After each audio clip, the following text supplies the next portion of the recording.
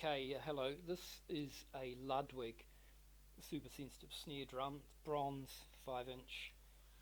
I guess it's 30 or so years old. I had a bit of a problem with the snare mechanism rattling when it was turned off, because what would happen is when you did this, it would run right up against the snare gate and it would push these wires back towards the center of the snare head, and they would rattle when you hit it. Now, I picked up a tip off the DrumFuckery YouTube site. Thank you guys. You change the bottom, the snare head, for a Remo Ambassador no collar head. Now what that does is enable the hoop to sit down better, and it aligns the travel of the snare mechanism better with the snare gate. Now it ain't right still. I can see that when I turn the snares off, they're just coming up against there and causing a little bit of bend back, but it's okay. It's miles better than it was. I'm going to turn it over now and you can have a listen. Right, I've just thrown the snare mechanism off. Let's hear if it rattles. Yeah, a little bit.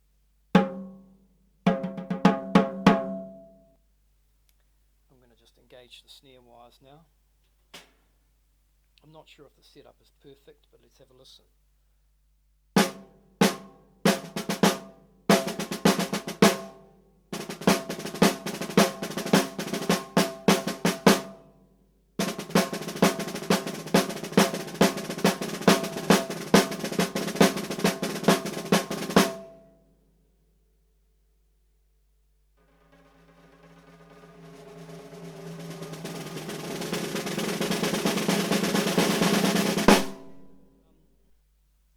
So the thing with this particular drum, Ludwig Super-Sensitive, is the mechanism, like a lot of parallel mechanisms, is quite complex, and by putting the collarless Remo head on the bottom, the whole hoop sits better on the head, and the snare gate sits in a better position for the travel of the mechanism. Now when I was putting this on yesterday, I realised I'd started to tension it up and I'd got the hoop a little off to one side, so I had to take it back down again and reposition it and very carefully go 1, 2, 3, 4 with a lug tension, making sure very carefully that the hoop was sitting centrally and evenly on both sides of the head, because the counter hoop of the head is quite a lot less substantial than a regular snare size head. Anyway, it solved the problem for me. In the 1970s, parallel action snare mechanisms became popular, and they seemed to phase out through the 80s, maybe into the early 90s. By that time, most snare drums had gone back to regular throws, and I think the reason is the complexity, the number of parts, and how finicky these things are to adjust compared to a regular simple throw, which is anchored at one end and just lets the tension off the other. This one has a lot more work to do, has a lot of parts.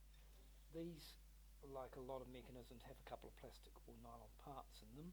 There's a bush here which spaces the throw lever out from the shell, and then there's this quite complex part here which connects the lever to the actual snare throw down here.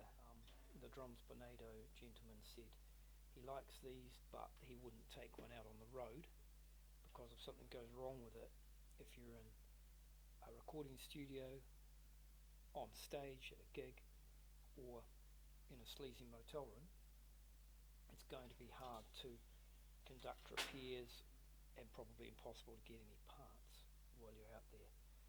These things are kind of heavy. I mean, I have this old Tama drum here, which I'm going to, oh man, it weighs a ton. It's steel, it's heavier than the bronze, and it has a throw mechanism as well, and I can see just by looking down on it, there are nylon parts in there. I mean, the thing travels on nylon, and I don't know what sort of shape those are in. I'll find out when I take it to pieces. Anyway, I hope that this has been useful. The idea of putting a collarless snare-side head on a super-sensitive snare drum to improve the position of the snare gate in relation to the travel of the snare mechanism, because it solved a problem for me. Thank you, Drums Tornado. And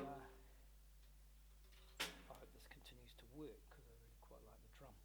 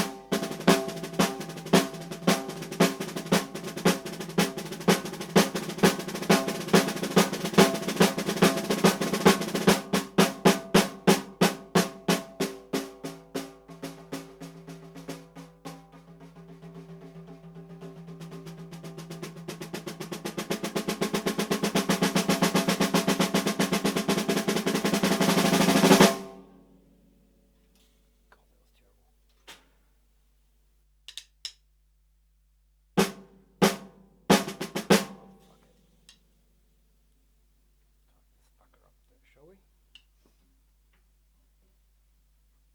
Try that. Ooh, that's tight.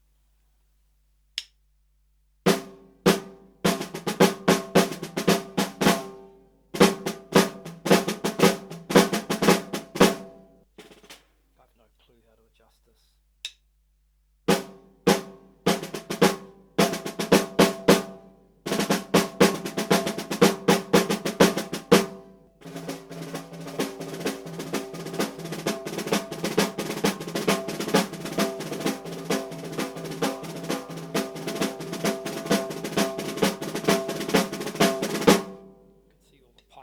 Drummers cringing and laughing and saying, "Tighten it up, laddie, get some fucking tension on it, lad."